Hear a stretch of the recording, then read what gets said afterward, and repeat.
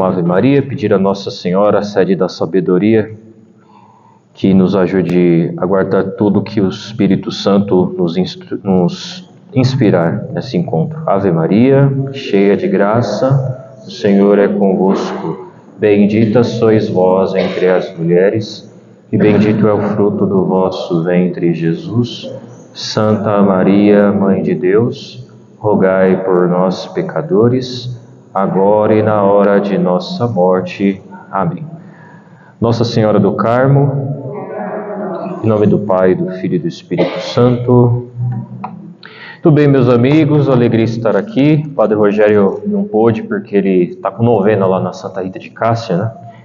Então pediu que eu viesse. Semana que vem ele vai estar aqui e eu vou para lá, né? Então, aí ele pediu para mim vir hoje. Pelo que ele me falou, vocês pararam, vamos começar o artigo 8º, o pecado, é isso? Ixi, Maria, sério? Os dons e frutos do Espírito Santo? Tá, eu não preparei a partir do 1843. Eu vou falar um pouquinho aqui, Deus me ajude. Mas aí depois eu vou para o tema que eu preparei, que é só o artigo 8º, que é o pecado, né? Eu vou falar dessa parte. E acho que por hoje fica de bom tamanho, tá? Então tá bom, 1830, dons e frutos do Espírito Santo. Antes, alguém quer perguntar algo do encontro da semana passada? Se alguma outra dúvida que surgiu? Tranquilos? Lembre daquela regrinha, né, de vocês participarem, de deixar o padre falando sozinho.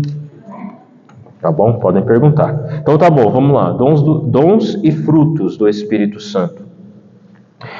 A vida moral dos cristãos é sustentada pelos dons do Espírito Santo. Estes são disposições permanentes que tornam o homem dócil para seguir os impulsos do Espírito Santo, mesmo Espírito. Então, continuar aqui, já eu ia falar disso. Os 7 dons do Espírito Santo são sabedoria, inteligência, conselho, fortaleza, ciência, piedade e temor de Deus. Em plenitude pertencem a Cristo, filho de Davi. Completam e levam à perfeição as virtudes daqueles que os recebem. Tornam os fiéis dóceis para obedecer prontamente às inspirações divinas. Então, os dons, os 7 dons, nós recebemos de forma muito abundante, não que no batismo não, mas de forma assim, primordial mesmo no crisma, né? Por isso que o crisma, às vezes as pessoas até falam, por que receber crisma? Já sou batizado, já fiz primeira comunhão, já casei, né? Mas é fundamental o crisma, porque eles colocam esses 7 dons de forma profusa em nós. E como diz aqui o catecismo, os dons do Espírito Santo, eles são uma inclinação para o bem. E nós precisamos dessas virtudes, né? Então, por exemplo, a virtude da fortaleza. A virtude da fortaleza normalmente está ligada à força, mas também ela está radicada na paciência. Paciência, por exemplo, é uma filha da fortaleza. Tinha um padre que falava, né? A paciência é a arte de sofrer. Porque tem várias formas de sofrer. Sofrer como cristão, sofrer como pagão. Ou a gente pode sofrer de forma cristã, sempre vamos ter dificuldades na vida, mas como cristãos, então, por exemplo, o dom da fortaleza se manifestou de forma muito clara, se manifesta nos mártires. Então, é claro que é uma graça especial deste dom que Deus dá para quem sofre o martírio. Mas imaginar que aqueles homens e mulheres sofreram de forma muito cruel, mas com muita fortaleza, né, o martírio, né? Mas nós também temos esse dom à nossa disposição, que a gente pode praticar cada dia, né? Então, o dom da fortaleza nesse sentido, de saber sofrer, mas também de saber agir em momentos difíceis, né? É diferente. O contrário da fortaleza, por exemplo, é uma palavra difícil, é a pusilanimidade. Então é o que a gente chama hoje em dia de um medo excessivo, né? Uma espécie de acanhamento. E o cristão muitas vezes ele precisa de uma força assim para agir, né? Principalmente se ele está num ambiente difícil, contrário à fé, para defender a sua fé. Claro que ele não vai sair brigando com todo mundo, mas ele vai precisar deste dom, né? O dom da ciência, que o torna apto a conhecer os mistérios de Deus, da sabedoria, né? Enfim, os dons são 7 dons, né? Tem na Sagrada Escritura, e são listados assim. Então aqui tem 2 citações bíblicas. Primeiro, o Salmo 143, que o teu bom Espírito me conduza por uma terra aplanada. Também depois a carta aos Romanos. Todos os que são conduzidos pelo Espírito de Deus são filhos de Deus. Filhos e, portanto, herdeiros, herdeiros de Deus e co-herdeiros de Cristo.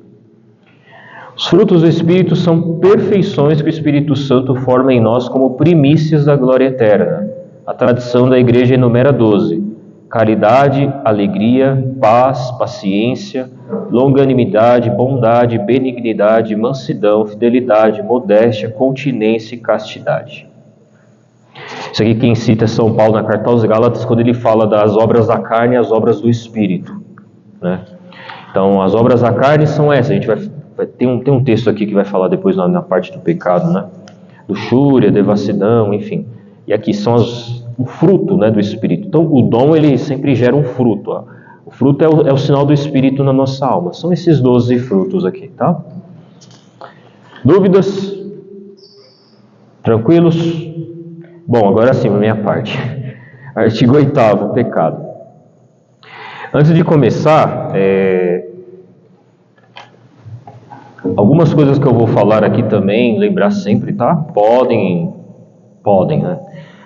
Dizer a respeito a algumas coisas que nós vivemos, mas de forma alguma isso é uma coisa que eu estou dizendo a alguém, tá? Só que são temas delicados, principalmente quando eu for falar de uma outra coisa, principalmente na parte final, mas é só para exemplificar. Todos os exemplos que eu vou dar aqui são só exemplos, tá? Então, muito bem, 1843, a misericórdia e o pecado. O Evangelho é a revelação em Jesus Cristo da misericórdia de Deus para com os pecadores. O anjo anuncia a José: tu o chamarás com o nome de Jesus, pois ele salvará seu povo dos seus pecados. Yeshua significa Deus salva. O mesmo se dá com a Eucaristia, sacramento da redenção. Isto é o meu sangue, o sangue da aliança que é derramado por muitos para a remissão dos pecados. Então, antes de entrar no tema de pecado, só se pode falar de pecado se você falar, consequentemente, de misericórdia. Porque a misericórdia é uma inclinação de Deus para com os miseráveis. Para quem não é bom. Que só Deus é bom. Então Deus, ele se inclina. Ele é misericordioso. Tanto é que São Tomás de Aquino diz que Deus, os atributos em Deus, é um termo teológico, eles se confundem com a sua essência. Ou seja, Deus não tem misericórdia, Ele é.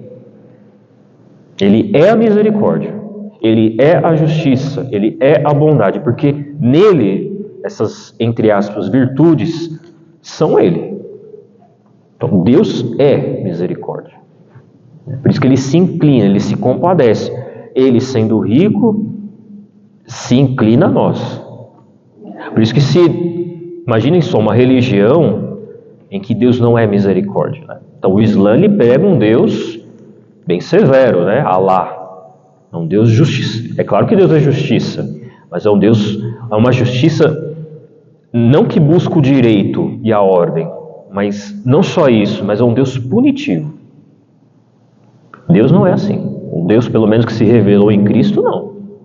É um Deus que não nos trata, como diz o Salmo, conforme as nossas culpas. Imaginem só, se Deus nos tratasse conforme as nossas culpas. O Salmo, até o salmista faz a pergunta: se nos tratar de Senhor conforme as nossas faltas, quem haverá de subsistir? Ninguém. Então essa inclinação de Deus, né? É que agora me formei o termo latino, misericórdia, miser é meio que terra, né? O ato de doer-se, na verdade. E cordes vem de coração, coração que se condói, né? Isso é o termo misericórdia do latim, né? Tem o termo hebraico que é hesed, né? Que aí é mais profundo ainda, que agora eu não vou saber dizer. De qualquer forma, Deus, quando a gente fala de pecado, nós temos que falar na relação de Deus conosco de misericórdia. Porque Ele só pode exercer sua misericórdia a quem necessita. Por isso que Jesus vai falar para os mestres da lei fariseus que condenavam os pecadores que sentavam com Ele, que não são os sãos que precisam de médico, mas os que estão doentes. O pecado é uma doença que nos afasta de Deus. E aliás, quem pode dizer que é são diante de Deus? Quem pode dizer, eu sou bom, eu não tenho nada, eu sou justo? Isso é uma cegueira falar isso. Então, é bom ter essa questão, Sempre a misericórdia de Deus que age na nossa vida, porque senão estaríamos todos fritos. 1847, deixa eu escrever, não posso esquecer minha colinha aqui.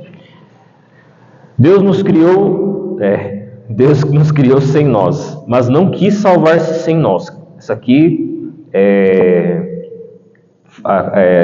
a clássica afirmação de Santo Agostinho. Acolher sua misericórdia exige de nossa parte a confissão das nossas faltas. Então, para eu experimentar a misericórdia de Deus, eu preciso me reconhecer pecador. Porque senão eu não consigo ver em Deus a misericórdia. Se eu não consigo me ver necessitado, é como se eu estivesse dizendo, eu não preciso de Deus. Graças a Deus todos temos essa consciência de sermos pecadores, de termos falhas. Isso já é uma consciência de que nós apelamos para a bondade de Deus. Que nós não nos fiamos na nossa justiça, nas nossas boas obras. Nós confiamos em alguém maior.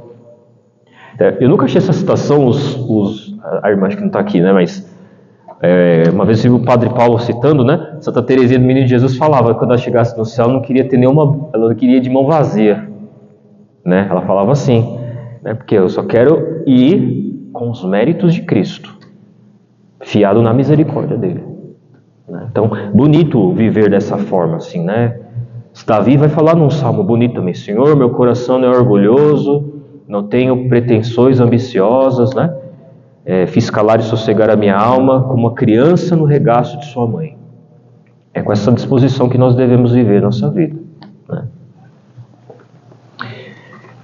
Se dissermos não temos pecado, enganamo-nos a nós mesmos e a verdade não está em nós.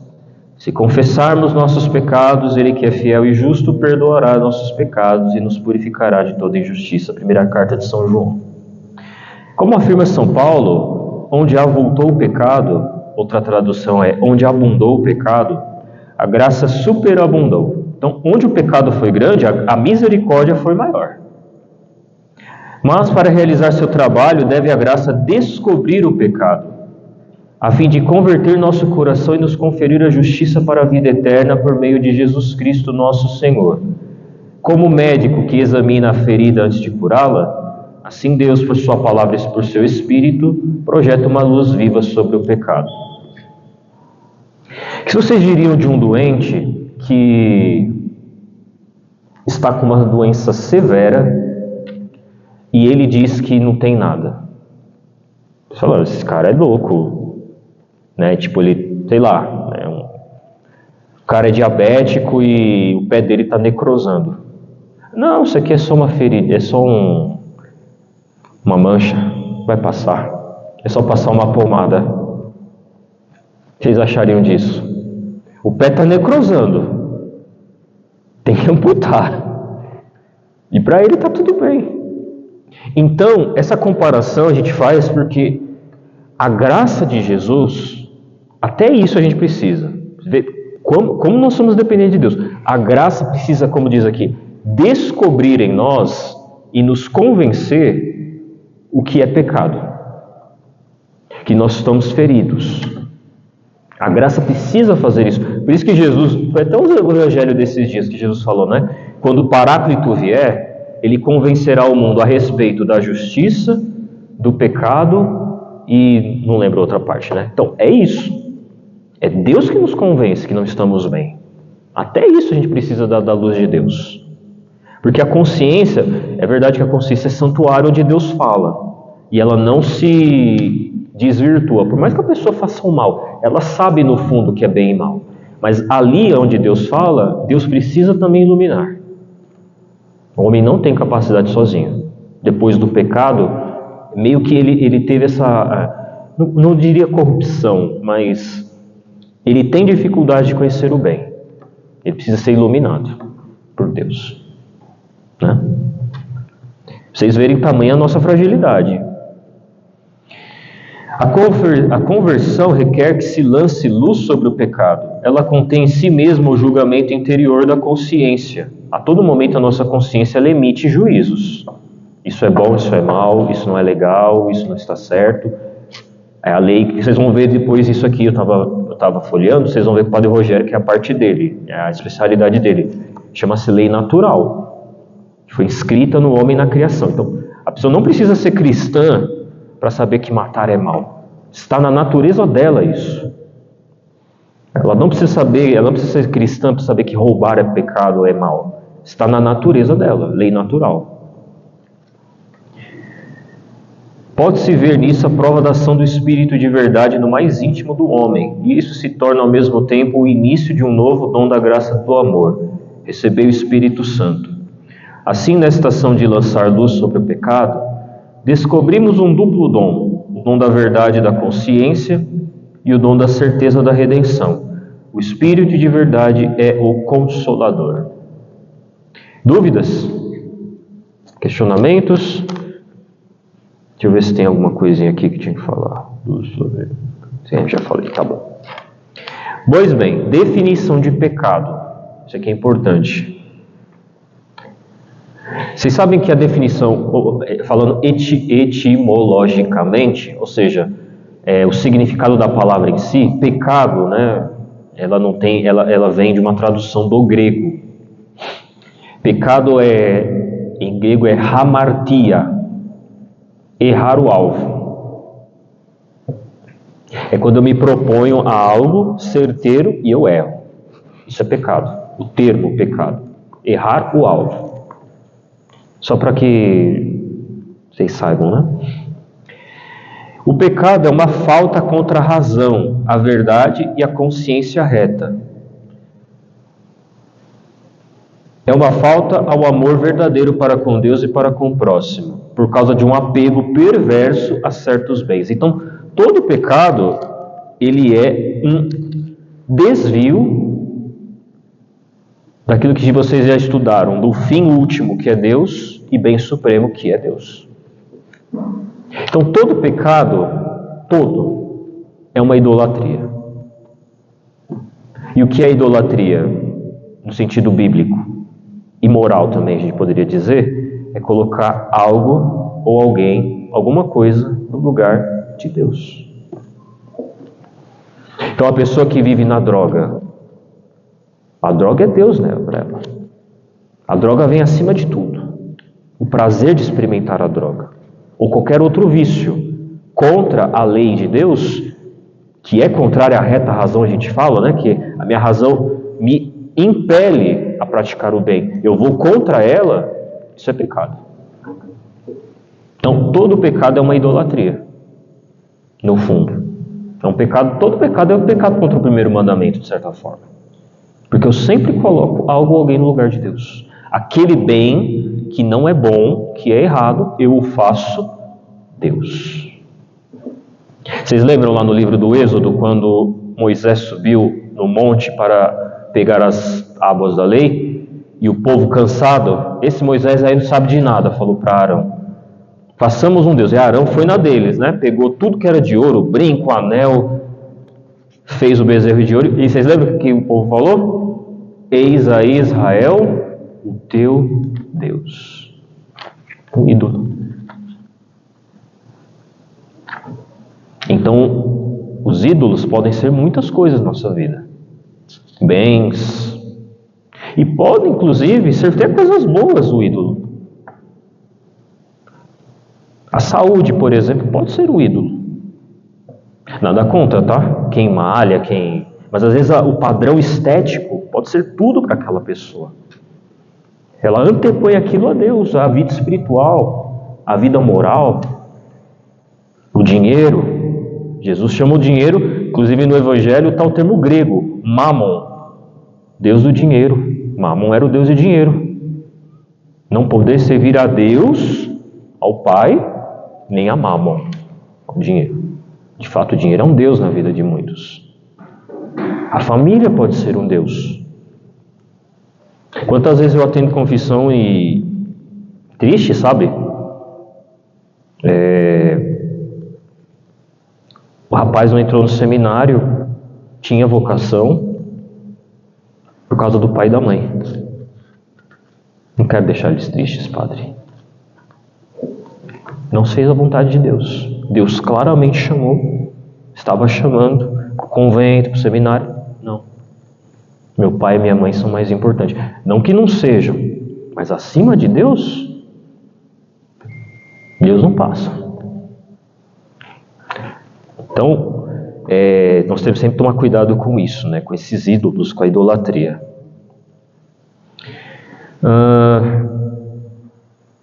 Fere a natureza do homem e ofende a solidariedade humana. Então, o pecado nosso nunca é algo restrito a nós.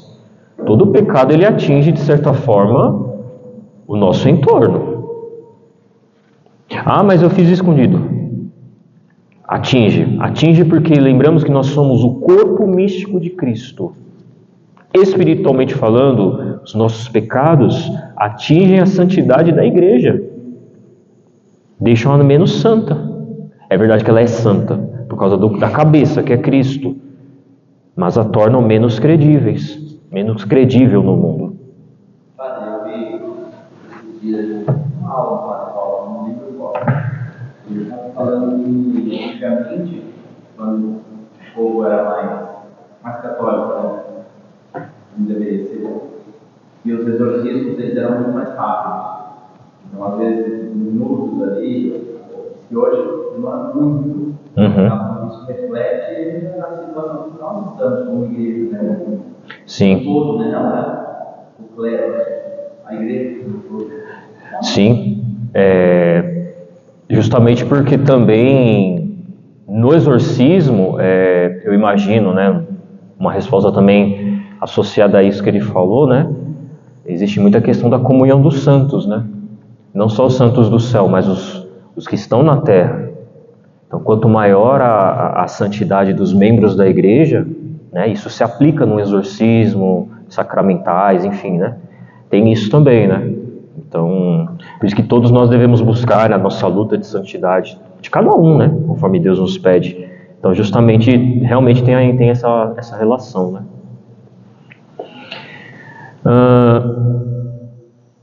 Foi definido como uma palavra ou um ato ou um desejo contrários à lei eterna. Então lembre também que toda lei, ela parte de uma lei maior, chamada lei eterna, que é a que Deus estabeleceu. Lei eterna. Então a lei civil, por exemplo, na sociedade, toda lei deveria, né? Toda lei civil deveria ser reflexo da lei eterna.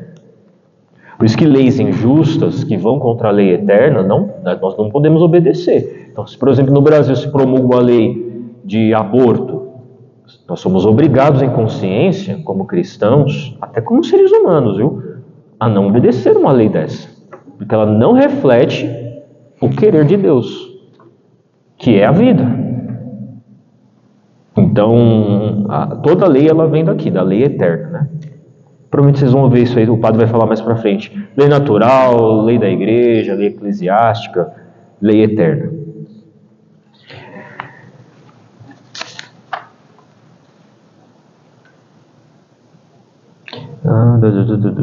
Acho que isso aqui eu já falei, tá?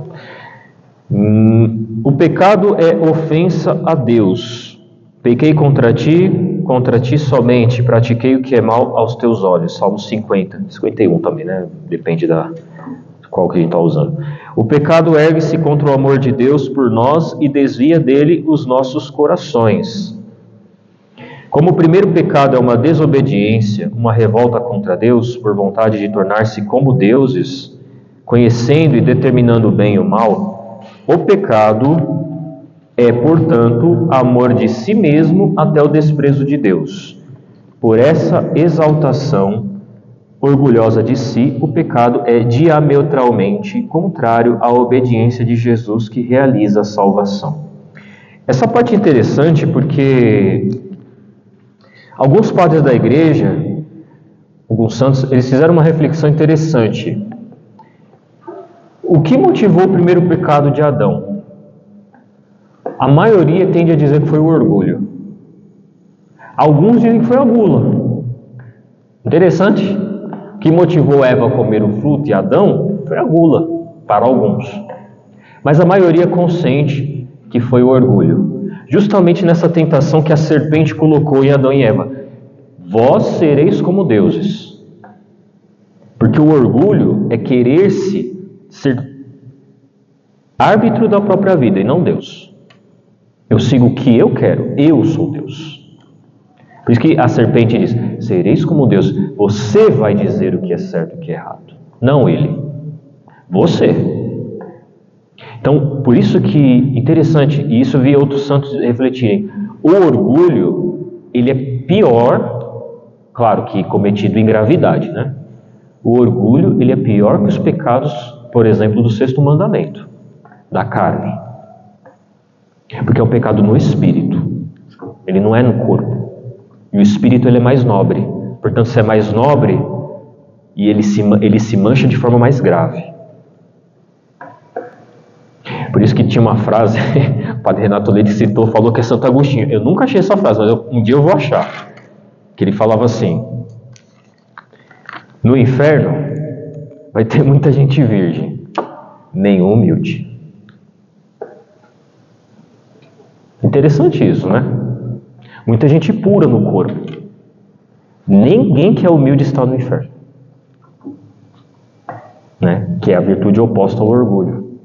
Né? Que nos faz senhores de nós mesmos. Então, é um pecado que nós temos sempre que combater, né? O orgulho, pedir muita humildade a Deus, crescer no autoconhecimento, conhecer nossas próprias fraquezas, né? Nos colocarmos a serviço, sempre no último lugar. Claro, humildade não significa me achar pior, né? Santa Teresa diz que humildade é andar na verdade. Eu sei o que eu sou e diante de Deus é isso, nada mais. Isso é humildade, né? Não é se rebaixar ou se elevar. Eu sou o que eu sou diante de Deus, né? Por isso que eu preciso me conhecer bem. Minhas misérias, minhas virtudes, e eu sou isso que eu sou diante de Deus. Isso é humildade. E aqui tem interessante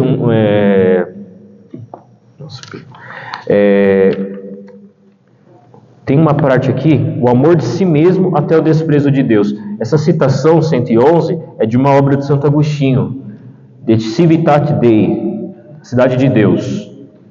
E no livro, Santo Agostinho começa o livro falando assim, duas cidades foram construídas.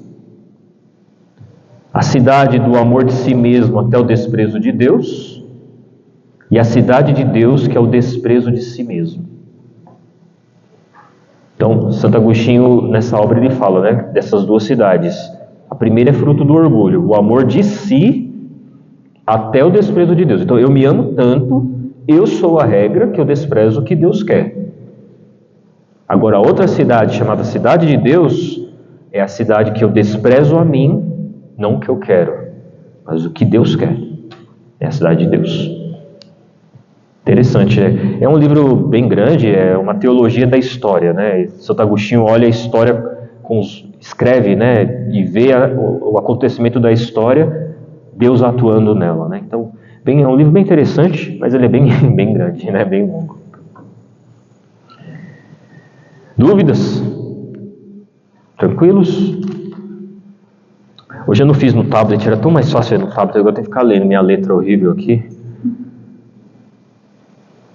Pelo pecado dos... Não, acho que era isso. Tá bom. 1851. É justamente na paixão em que a misericórdia de Cristo vai vencê-lo, que o pecado manifesta o grau mais alto de sua violência e de sua multiplicidade, incredulidade, ódio assassino, rejeição e zombarias da parte dos chefes e do povo, covardia de Pilatos e crueldade dos soldados, traição de Judas, tão dura para Jesus, negação de Pedro, e abandono da parte dos discípulos. Então, a paixão, contemplar a paixão, claro, a primeira coisa que nós deveríamos, quando a gente olha para a cruz ou medita a paixão, é ver o amor de Deus. Quão longe Ele foi por nós, né? Os sofrimentos que Ele se empenhou para se sacrificar por nós, né? Mas a paixão, ela também demonstra toda a violência do pecado. Então, quando a gente vê aquela cruz pesada, Jesus esmagado, coroa de espinhos, os cravos, o rigor com que Ele foi morto, o suor de sangue, mostra como o pecado é uma coisa séria. O que Ele fez, por isso que Isaías, aquela leitura para mim se bastasse ela, claro que não, não, mas a gente poderia fazer um retiro com aquela primeira leitura de Isaías no domingo de Ramos e na sexta-feira da Paixão. Ele não tinha rosto que nos agradasse. Nós tapávamos o rosto para não vê-lo. Tão desfigurado estava. Então, quem fez isso com ele? Os pecados. Um pecado só. E os santos dizem que no Horto das Oliveiras, muitos fazem essa meditação. Quando Jesus soa sangue, o pavor que ele sente, imaginem só, são de todos, Jesus é Deus.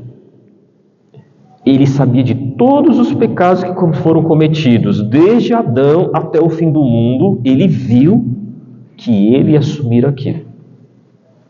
Tudo nele, de todas as gerações da história, até o último homem que nascesse desse mundo até a volta dele, todos os pecados, ele sentiu a malícia.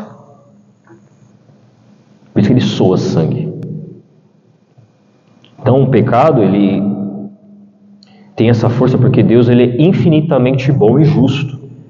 Então quando o pecado atinge Deus, não é que Deus, a gente fala de forma analógica, por figuras, né? Que Deus, o pecado não pode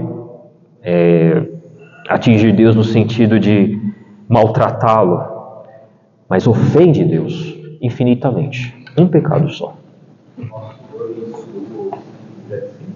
No Getsemane, no Horto das Oliveiras. O capítulo, se você ler, eu não lembro o capítulo agora, mas quem narra, somente São Lucas narra isso.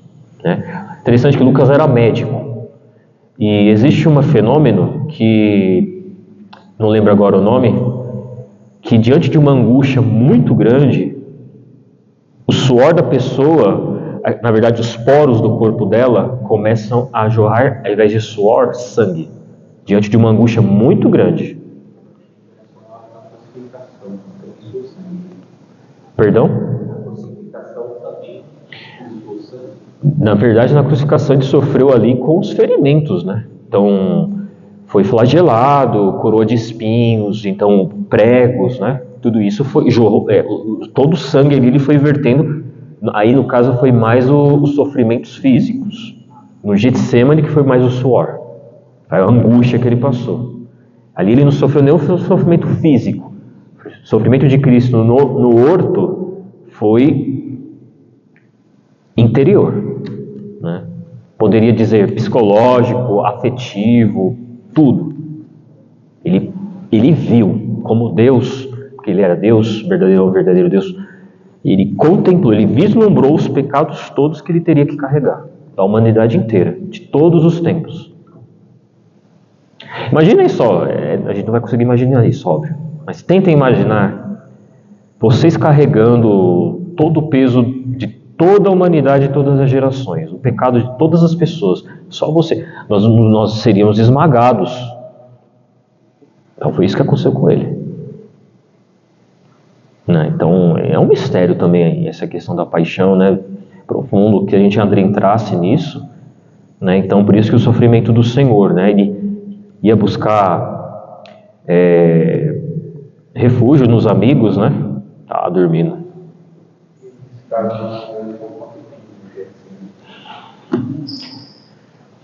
Agora eu estou mal dos acontecimentos da paixão, mas eu imagino que Jesus deve ter ficado por volta das 9 horas, né? Até talvez meia-noite no jardim. Foi quando a polícia foi, né? Os guardas o prenderam. Aí ele foi julgado na madrugada, né, por Caifás, foi preso, sofreu julgamento injusto, né? Aí ficou a madrugada toda preso. De manhã, diz os evangelhos, que ele foi levado a Pilatos, né? Aí ele sofreu, aí a sentença romana mesmo, né? O senhor foi no Brasil? Nunca fui para a Terra Santa, nunca saí do Brasil. Ainda não fui, mas dizem que é muito bonito. É um poço, Eu não conheço muito bem a geografia lá do Calvário, mas dizem que é um jardim, né? Quer dizer, tem o Calvário, é como se fosse um jardim ali, do lado tem um jardim, que é onde ele foi enterrado, na verdade, né? Mas você está falando, ele foi preso ou ele foi crucificado? Não, ele foi preso. É o horto, o Getsemane. É um jardim lá, né? Foi deixado à noite. É um buraco desse. É um buraco lá? É mais profundo. Só desce, só cabe uma pessoa descendo assim, lá embaixo mais largo. Então, no Evangelho de São João diz que tem um lugar, fala desse lugar, um jardim ficava perto da torrente de Cedron. Essa torrente de Cedron, os exegetas dizem que era como se fosse um lixão na época. Então faz sentido ser um lugar mais baixo, né? Mas era um lugar ali do lado, não sei se era exatamente ali onde ele ficou, né? Um poço que desce, né? Sim. Mas é um jardim, né? O Getsemane é um jardim. É um jardim, né? Ele passou a noite, foi dentro de um buraco. Sim. Prisão era um buraco. Bem frio, bem frio. Então, onde ele ficou preso, no caso. Ah, tá. Entendi. Não, foram momentos bem difíceis ali, né? Imagino. Inimagináveis, na verdade. A gente reclama de uma noite de dor de cabeça, né? Imagina suar sangue à noite, né? Passar por tudo isso, né? Exato. Conferir. Então. Horrível. Mais dúvidas?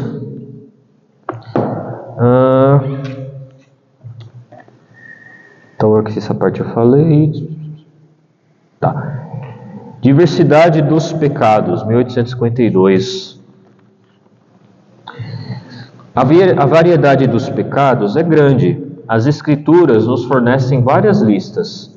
A carta aos Gálatas, aquilo que eu tinha falado no começo, né? Opõe as obras da carne ao fruto do Espírito. As obras da carne são manifestas: fornicação, impureza, libertinagem, idolatria, feitiçaria, ódio, rixas, ciúmes, ira, discussões, discórdia, divisões, invejas, bebedeiras, orgias e coisas semelhantes a estas, a respeito das quais eu vos previno, como já vos preveni. Os que tais coisas praticam não herdarão o reino de Deus. Interessante falar obras da carne, porque quando a gente fala carne, a gente tende a pensar sempre na questão física, né? Mas aqui nós temos algumas obras da carne que não são tão físicas assim, no que tangem um corpo, né? A nível sexual, digo. Ciúme, ira, discussão, discórdia, divisão, inveja. Obra da carne. Né? Na carta aos Gálatas, se vocês forem ver, é interessante. Na carta aos Gálatas não, primeira carta aos Coríntios, São Paulo ele começa a carta já sentando o chicote. Fiquei sabendo que entre vós há divisão. Um fala que é de Apolo, outro fala que é de Pedro. Então, divisão é obra carnal. O cristão não pode andar dividido, com rixa. É obra da carne. Né? São Paulo já denuncia na primeira carta aos Coríntios, né? Vocês veem que naquele tempo já tinha briga, imagina hoje, né? Então já tinha briga naquela época também.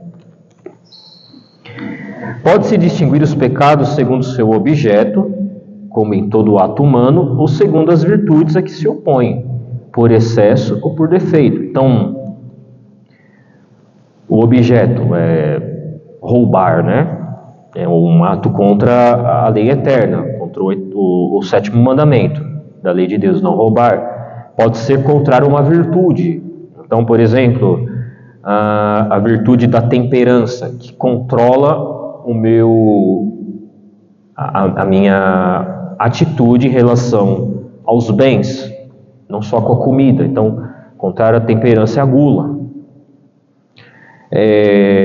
Pode ser segundo também, ela pode ser questão de excesso ou privação. Então, pessoa pode ser, por exemplo, por excesso, ela pode ter uma... É que é questão de consciência, mas vamos colocar... Entra mais como defeito, mas poderíamos elencar aqui. Então, por exemplo, a pessoa muito... Desliguei sem querer. Escrupulosa. Então, ela tem uma consciência muito... Tudo é pecado. É um defeito isso, né? Ou a pessoa pode ser laxa, nada é pecado. Então, conforme o grau também de excesso ou privação, né? O pecado pode se definir assim também. E conforme os mandamentos de Deus, né? Pode-se também classificá-los conforme dizem respeito a Deus. A gente meditou isso domingo, né? Pelo menos, não sei se alguém aí estava eu comentei um pouco isso na homilia domingo, quando Jesus fala de guardar os mandamentos. Os 3 primeiros mandamentos referem-se a Deus, os outros 7 ao próximo, né? Pode-se dividir em pecados espirituais ou carnais. Então, o orgulho é um pecado espiritual, a inveja também. Carnal, por exemplo, o 6º mandamento, ou o roubo também é um pecado carnal. Ou ainda em pecados por pensamento, palavra, ação e omissão. A raiz do pecado está no coração do homem, em sua livre vontade, segundo o ensinamento do Senhor. Com efeito, é do coração que procedem más inclinações, assassínios, adultérios, prostituições, roubos, falsos testemunhos e difamações. São essas coisas que tornam um homem impuro. No coração reside também a caridade, princípio das obras boas e puras, que o pecado fere. Dúvidas? Tranquilos? Eita, esse tema aqui é importante porque as pessoas não sabem muito.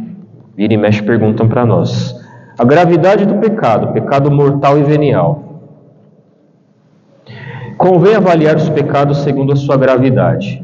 Perceptível já na Escritura, a distinção entre pecado mortal e pecado venial se impôs na tradição da Igreja. A experiência humana a corrobora. Então, diz aqui o catecismo que é perceptível na Escritura. Aí aqui a nota de rodapé fala da carta de São João. São João ele fala, há um pecado que conduz à morte. Por isso que é chamado pecado mortal. A gente vai entender o porquê. Então, pecado mortal destrói a caridade no coração do homem por uma infração grave da lei de Deus. Desvia o homem da Deus, que é seu fim último, e sua bem-aventurança, preferindo um bem inferior. O pecado venial deixa subsistir a caridade, embora a ofenda e fira. Pecado mortal, atacando em nós o princípio vital, que é a caridade, exige uma nova iniciativa da misericórdia de Deus e uma conversão do coração que se realiza normalmente no sacramento da reconciliação. Vou usar aqui a lousa, acho que agora vou precisar usar.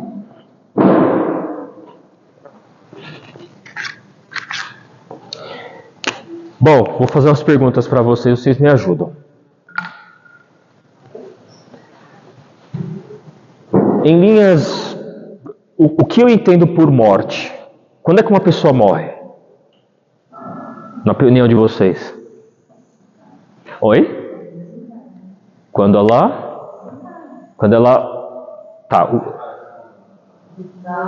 Isso é morte. Exatamente. Esse é a definição de morte clássica na espiritualidade. Se separa a alma do corpo. Então,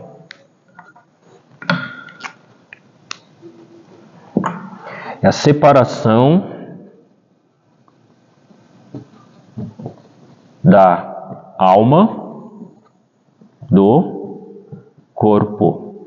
Lembrando que alma, o homem é corpo e alma, certo? A alma é o princípio, o que a gente fala? Espiritual do homem. Princípio espiritual. Portanto, se é espiritual, ele é imortal. A alma é imortal. Ela não vai ser destruída nunca. Imortal. E o corpo?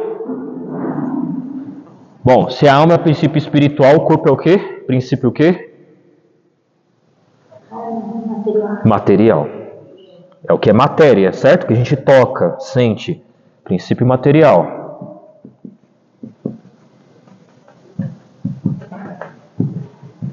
Portanto, ele não é imortal, ele é mortal. Ou seja, ele morre. Né? O nosso corpo, quando a gente morrer, vai ser jogado numa tumba, vai virar pasto de verme e pó. E no dia da ressurreição vai voltar. Mas é isso que acontece. Tá? Então, por que eu estou dando esse exemplo? O que acontece na realidade física do homem, na sua constituição física, acontece na alma também. Então, na alma, agora aqui a gente está falando de ser humano, tá? Homem, ser humano, homem. Aqui a gente vai falar de alma agora, o que acontece na alma. A vida da alma, ou seja, uma alma que está viva para Deus, tem uma virtude chamada caridade. É pela caridade que Deus habita na alma. Quem me ama, guardará minha palavra, meu Pai o amará e nós faremos nele a nossa morada. Portanto, uma alma que está, que a gente vai falar, estado de graça, sem pecado mortal, a Trindade habita nela. Então, vou colocar aqui o sinal da Trindade, tá? A Trindade habita na alma.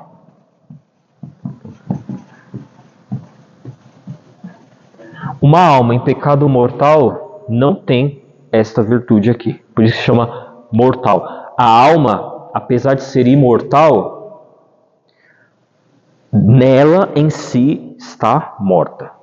Porque ela não tem a caridade. Essa virtude. O pecado mortal ele destrói essa virtude. Nós vamos falar como, mas destrói. Então, é aquilo que Jesus fala no livro do Apocalipse, para uma das igrejas. Tens fama de estar vivo, mas estás morto. Então, quer dizer que você está me dizendo, Padre, que existe um pecado que expulsa, essa palavra, expulsa Deus da alma. Existem pecados assim. Deus, literalmente, isso eu estou falando, não é faz de conta ou figura de linguagem. Deus não habita na alma em pecado mortal. E é muito mais comum do que a gente imagina. Está aqui muito mais perto. Esse pecado a gente tem que tomar muito cuidado. A gente vai entender o porquê. Né? Por isso ele chama mortal, porque ele destrói isso aqui. Ele expulsa Deus da alma. É o mais perigoso que tem. Exato. É o templo do Espírito. Se a alma está na caridade, e a caridade, em linhas gerais, é o quê? É o amor de Deus. É quando eu sigo os mandamentos. Eu vou falar mais ou menos quando acontece um pecado mortal, porque é mais fácil explicar o que é estado de graça, estado e pecado mortal, quando a gente sabe distinguir quando uma alma está assim ou não. É mais fácil de explicar. Né? Porque isso aqui é teologia, é uma parte de teologia espiritual bem complexa. Estou tentando resumir o máximo que dá. Mas vocês entenderam em linhas gerais? A senhora queria perguntar?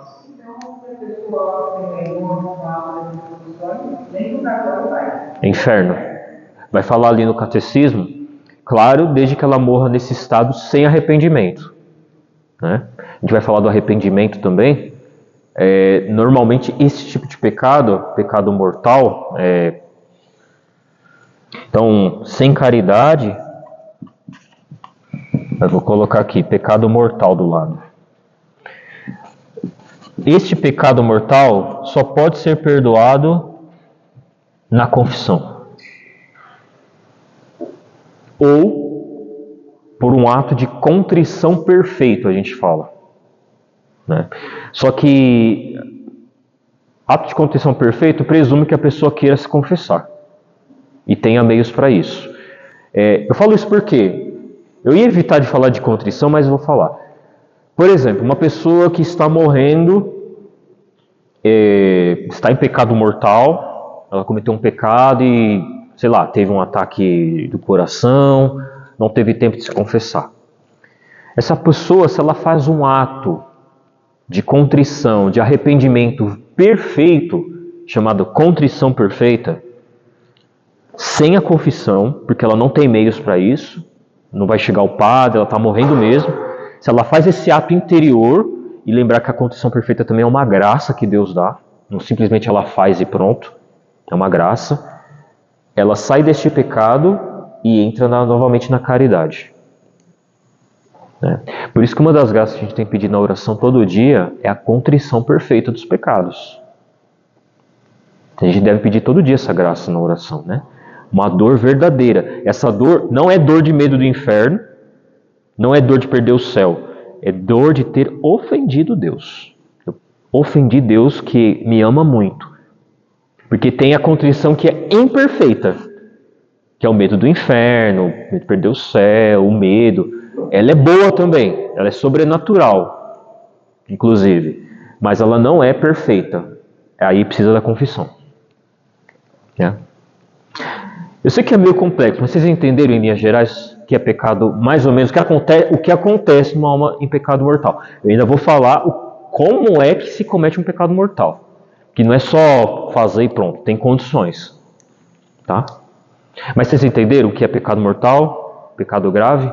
Então, esse tipo de pecado é o que São João fala na carta. Pecado que conduz à morte. Não à morte física. A espiritual, que é pior. É aquela que o livro do Apocalipse diz, a segunda morte, que é a que conduz ao inferno. Por isso que o pecado mortal, ou o inferno, não é Deus que manda. É a pessoa que escolhe. É sempre um ato livre.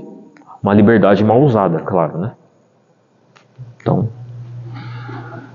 é um drama isso, né? Quanto a isso, dúvidas? Vocês querem anotar? Porque eu vou precisar apagar. Vocês... Ah, você tira depois, tirou, mandando. Tem grupo? Aí vocês mandam. Aí tira melhor, né? Aí vocês anotam, melhor. Então eu não sei se minha letra tá boa, mas... meio pequena, torta, mas tá bom.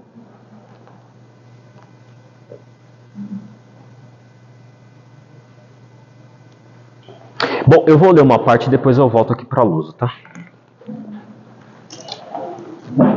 Qualquer dúvida vocês podem de novo... Então, ainda no 1856, nessa parte de baixo, que é uma citação. Quando a vontade se volta para uma coisa contrária à caridade, pela qual estamos ordenados ao fim último, há no pecado, por seu próprio objeto, matéria para ser mortal. Quer seja contra o amor de Deus, como a blasfêmia, o perjúrio, quer seja contra o amor ao próximo, como o homicídio, o adultério, etc. Por outro lado, quando a vontade do pecador se dirige às vezes a um objeto que contém em si uma desordem, mas não é contrário ao amor a Deus e ao próximo, como por exemplo palavra ociosa, riso supérfluo, etc., tais pecados são veniais. Para que um pecado seja mortal, requerem-se 3 condições. Então, para ter pecado mortal tem que ter 3 coisas. E as 3 têm que acontecer ao mesmo tempo. Se faltar uma, não é pecado mortal. Vou explicar daqui a pouco. Vou ler primeiro, depois eu explico, tá? É pecado mortal todo pecado que tem como objeto uma matéria grave e que é cometido com plena consciência e deliberadamente. A matéria grave é precisada pelos 10 mandamentos, segundo a resposta de Jesus ao jovem rico. Não mates, não cometas adultério, não roubes, não levantes falso testemunho, não defraudes ninguém, honra teu pai e tua mãe. A gravidade dos pecados é maior ou menor? Um assassinato é mais grave que um roubo. A qualidade das pessoas lesadas é levada também em consideração. A violência exercida contra os pais em si é em si mais grave que contra um estranho. O pecado mortal requer pleno conhecimento e pleno consentimento. Pressupõe o conhecimento do caráter pecaminoso do ato, de sua oposição à lei de Deus. Envolve também um consentimento suficientemente deliberado para ser uma escolha pessoal.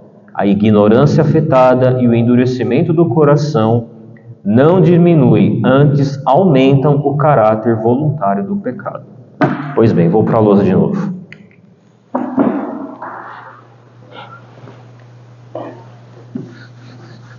Meu Deus, só falta eu derrubar isso aqui.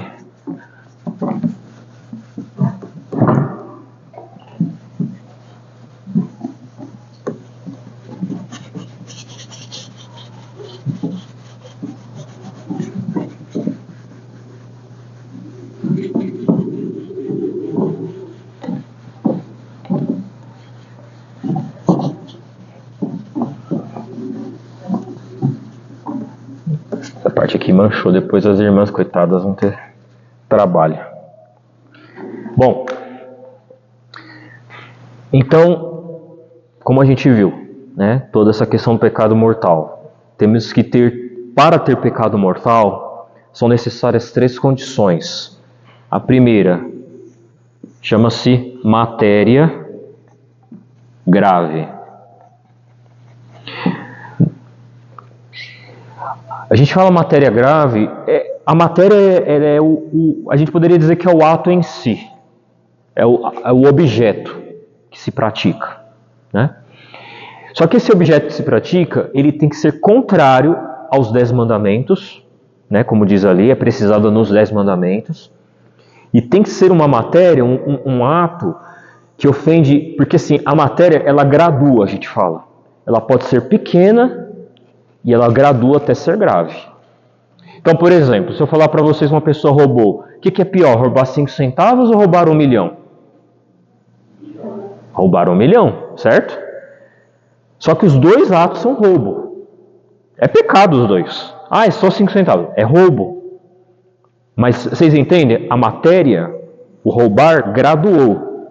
Foi de pequeno para grave. Mas se só roubou foi porque só teve a oportunidade de roubar porque quem rouba, se tiver a oportunidade de roubar. Aí já é outra história. Aí, realmente, né, a tentação de roubar, né? Mas, digo assim, nessa questão da matéria, você entendeu?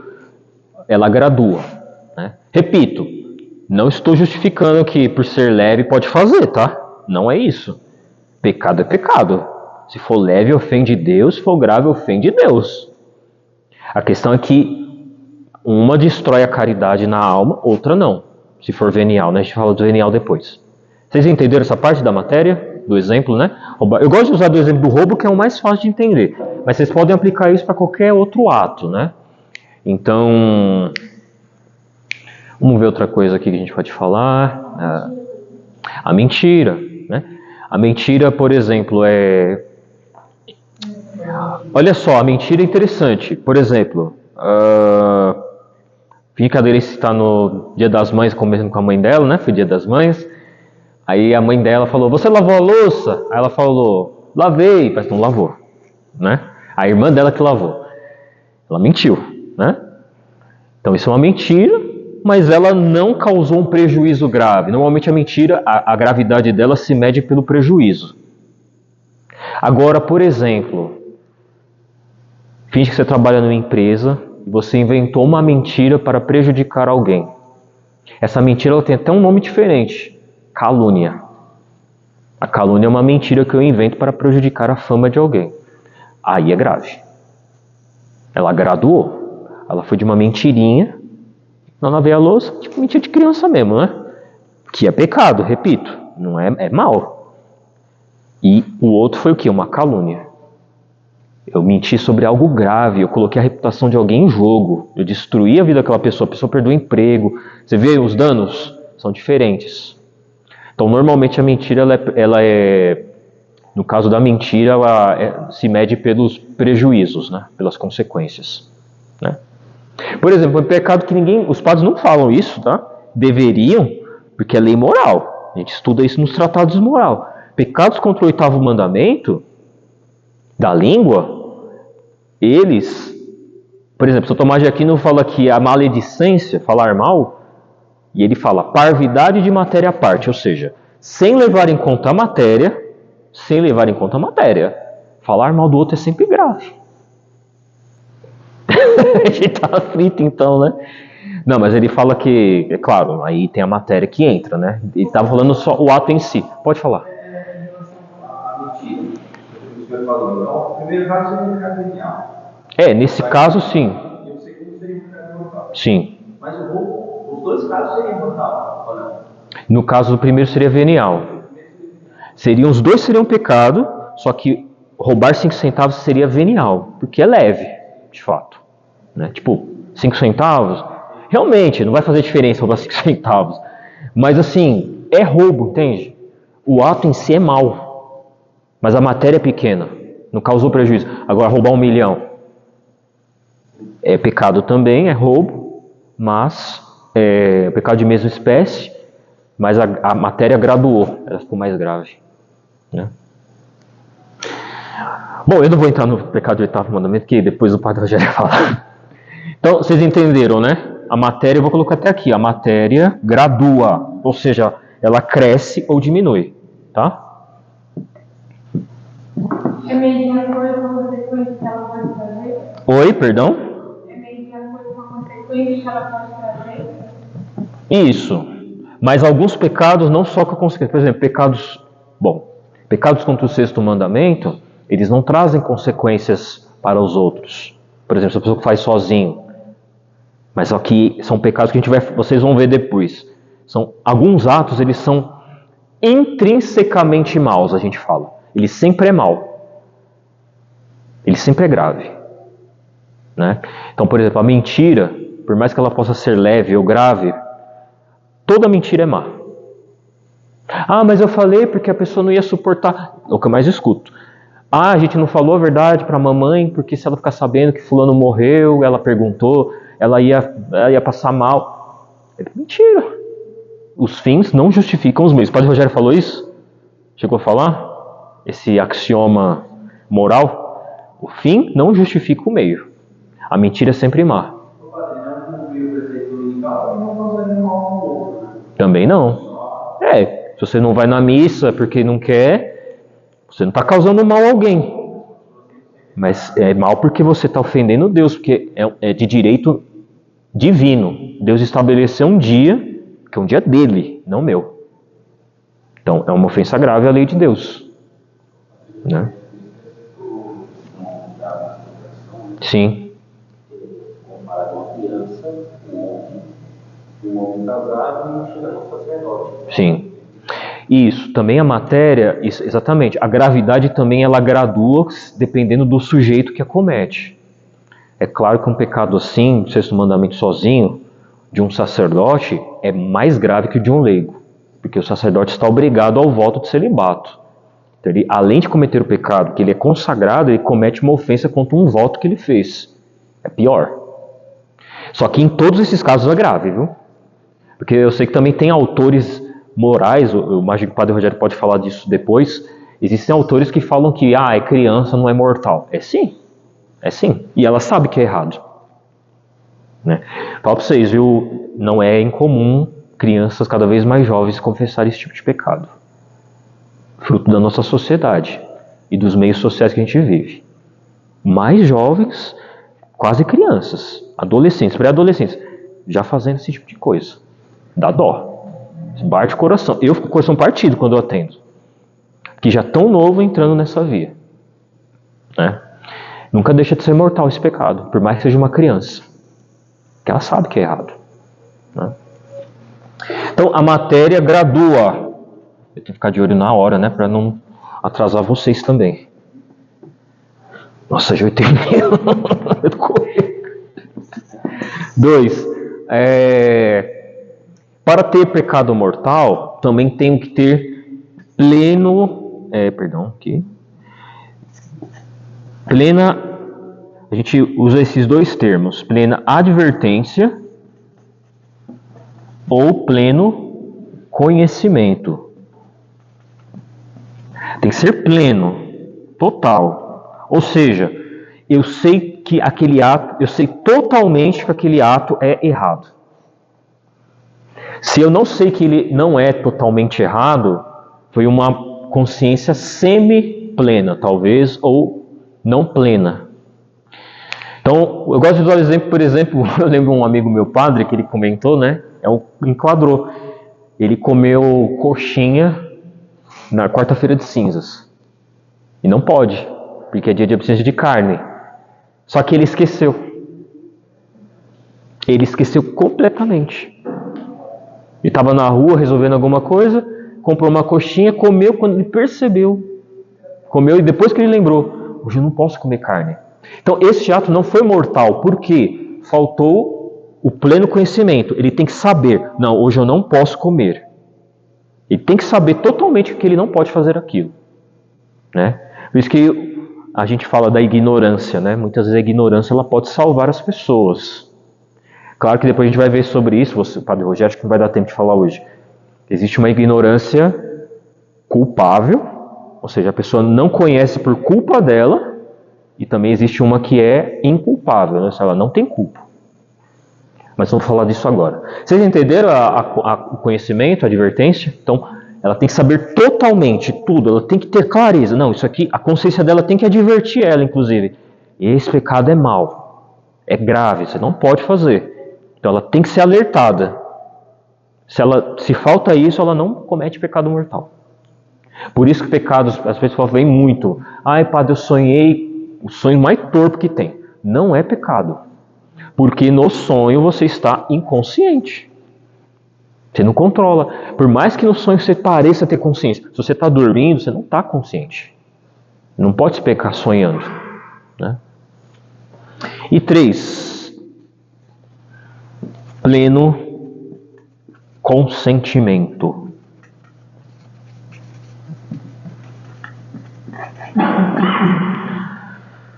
Aqui vocês entendem aqui, ó, vou colocar objeto. Então, é o ato em si, tá? Nossa, minha letra tá horrível aqui, mas tudo bem. Aqui, a advertência entra muito na inteligência, no conhecimento mesmo, né? Na razão, vou colocar razão.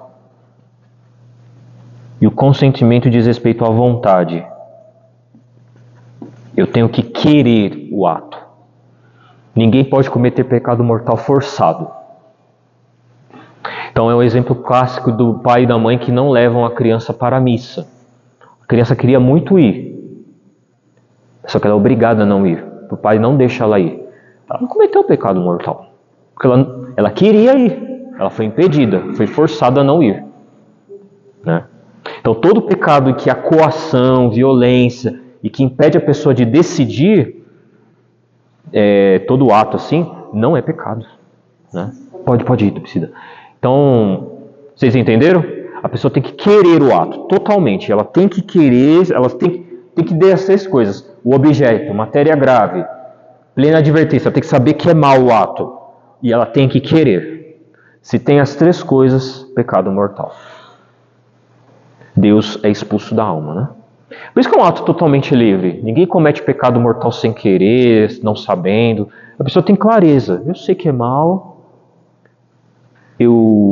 É um ato mau, eu sei que é mau e eu quero fazê-lo. E a consciência da pessoa fala que é mau. E ela quer fazer.